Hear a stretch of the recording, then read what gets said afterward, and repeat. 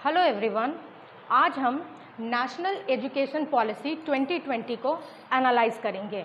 तो सबसे पहले हम इसके ऑब्जेक्टिव्स को जान लेते हैं। What is the objective of national education policy 2020? तो इसका मेन ऑब्जेक्टिव जो है वो है नेशनल एजुकेशन के जो स्टैंडर्ड है उनको इंक्रीज़ करना और साथ ही ग्लोबली जो स्टैंडर्ड ऑफ एजुकेशन है उसको अचीव करना, ताकि जो बच्चे हैं उनका जो मेंटल स्किल है, मेंटल डेवलपमेंट है या जिस भी एरिया में उनका जो डेवलपमेंट है वो उसे अचीव कर सकते हैं और साथ ही स्कूल कॉलेज से निकलने के साथ ही प्रैक्टिकल रियल वर्ल्ड के लिए वो तैयार रहे। तो इसको एनालाइज करने के पहले थोड़ा सा हम पास्ट में जाएंगे। 1968 में इंदिरा गांधी के गवर्नमेंट में बनी थी पहली एजुकेशन पॉलिसी और 1986 में राजीव गांधी के गवर्नमेंट में बनी थी नेशनल एजुकेशन पॉलिसी 2। 1992 में पीवी नरसिम्हा राव के ही टाइम में इसे मॉडिफाइड किया गया था। अच्छा, अगर हम एजुकेशन के ग्राउंड पे जाकर सोचें तो एजुकेशन में सबसे जो लास्ट टाइम जो ब्रेकिंग चेंजेस हुए थे वो था राइट टू एजुकेशन का। कॉन्स्टिट्यूशन में 21A आर्टिकल इंसर्ट किया गया था जिसमें राइट टू एजुकेशन की बात की गई थी, जिसमें 6 से लेकर 14 ईयर्स तक के बच्चों को फ्री एंड कंपलसरी एजुकेशन देने की बात कही गई थी। उसके बाद जैसे जैसे टाइम बीतता गया बहुत सारी कमिटियां सेट हुई। कमिटी में सेट होने के बाद उसमें बहुत सारे जो एजुकेशन के स्टैंडर्ड को इंक्रीज़ करने की बात की गई, क्रेडिबिलिटी ऑफ एजुकेशन की बात कही गई, बहुत सारे इम्प्लीमेंटेशन की बात की गई, इम्प्लीमेंटेशन के गैप्स की बात की गई, लेकिन उन रिकमेंडेशंस का कुछ हो न सका। तो उसके बाद जो है फॉर्मर इसरो चीफ जो के कस्तूरी रंगन ने है उन्होंने अपनी एक कमेटी बनाई जिसमें 9 मेंबर्स थे और उन्होंने 2019 में जो है नेशनल एजुकेशन पॉलिसी का ड्राफ्ट तैयार किया और फाइनली वो किस में कन्वर्ट हुआ, NEP 2020। इसमें 3 मोस्ट इंपॉर्टेंट चेंजेस हुए हैं जिसके बारे में हम आपसे बात करेंगे। The first and important changes HRD ministry का नेम चेंज करके एजुकेशन ऑफ मिनिस्ट्री कर दिया गया। एंड सेकेंड इंपॉर्टेंट चेंजेस जो GDP इन्वेस्टमेंट है एजुकेशन में उसको 1.6 से इंक्रीज करके एटलीस्ट 6% कर दिया गया। And now third and most important changes जो है वो गवर्नमेंट ने ये प्रपोज किया है कि जो फोकस है हमारा ग्रॉस एनरोलमेंट रेशियो का वो 2035 तक 50% करने का।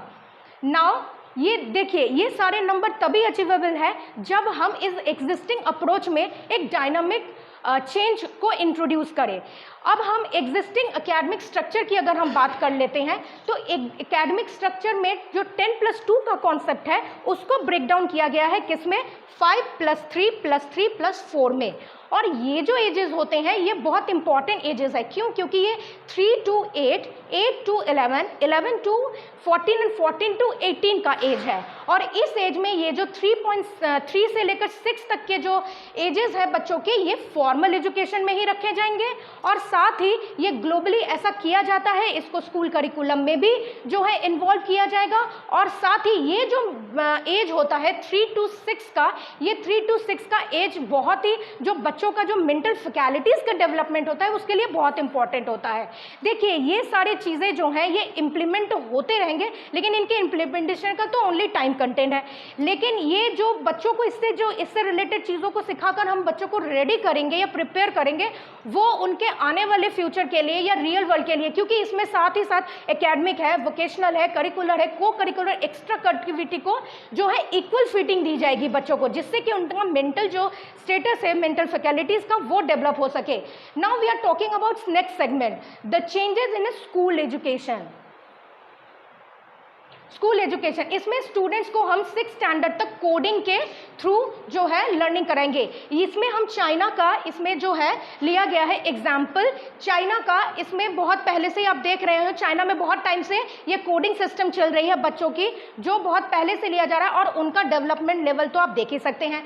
नेक्स्ट है 5th स्टैंडर्ड तक मदर टंग की बात की गई है। मदर टंग को जो क्या है, इसमें जो अर्ली फेज होता है हमारे बच्चों के सीखने का, उसमें हम मदर लैंग्वेज को अगर यूज करते हैं तो बच्चे उससे जल्दी सीखते हैं, चीज़ों को बहुत जल्दी अडैप्ट करते हैं। उसके साथ ही इसे यूरोप का एग्जाम्पल देकर समझाया गया है। उसके साथ ही सबसे अच्छी बात है 360 डिग्री का एक जो है हॉलिस्टिक रिपोर्ट कार्ड बनेगा जिसमें बच्चों के curricular, extra curricular, academic, vocational इन सबको इक्वल फिटिंग दी जाएगी।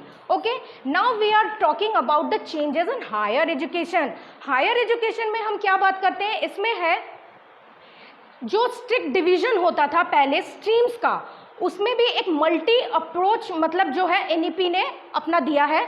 तो इसमें मल्टी डिसिप्लिनरी अप्रोच अपनाकर क्या किया है, इसमें देखिए, इसमें हॉलिस्टिक अंडर ग्रेजुएट प्रोग्राम्स होंगे, उसके साथ ही फ्लेक्सिबल करिकुलर होगा, साथ ही इसमें वोकेशनल सब्जेक्ट्स होंगे, और जो इंटरडिसिप्लिनरी कॉम्बिनेशन ऑफ सब्जेक्ट्स होता है जैसे कि साइंस का, ह्यूमैनिटीज़ का या आर्ट्स का एक स्ट्रिक्ट डिवीजन होगा, वो नहीं होगा। अब बच्चे क्या करेंगे, इसमें अपने खुद से जो सब्जेक्ट ऑफ कॉम्बिनेशन है वो बना पाएंगे। साथ ही आईआईटी और आईआईएम के लेवल पर इन्होंने मेरू यानी multi disciplinary education research of universities जो हैं उन्हें सेटअप करने की बात की गई है। अच्छा, इतने सारे चेंजेस के चलते अब टीचर के फ्रेमवर्क में भी कुछ चेंजेस रिक्वायर्ड थे, तो उसके लिए एनसीईआरटी से कंसल्ट करके एक नेशनल करिकुलम फ्रेमवर्क जो टीचर एजुकेशन है NCFTE 2021 बनाया गया है। साथ ही अब टीचर के लिए जो मिनिमम क्वालिफिकेशन होगा वो 4 ईयर का बीएड डिग्री इंटीग्रेटेड होगा। साथ ही इसके साथ जो 10+2 है उसको अबॉलिश करके अब इसमें बच्चे का जो है कोर, वो एप्लीकेशन स्किल, कितना नॉलेज अटेन किया है, इन सब का भी एक जो है प्रोग्रेस रिपोर्ट कार्ड बनेगा, और जो प्राइवेट और गवर्नमेंट स्कूल्स के जो बीच गैप्स थे उन्हें भी खत्म किया जाएगा। तो ये रही हमारी national education policy 2020। Thank you.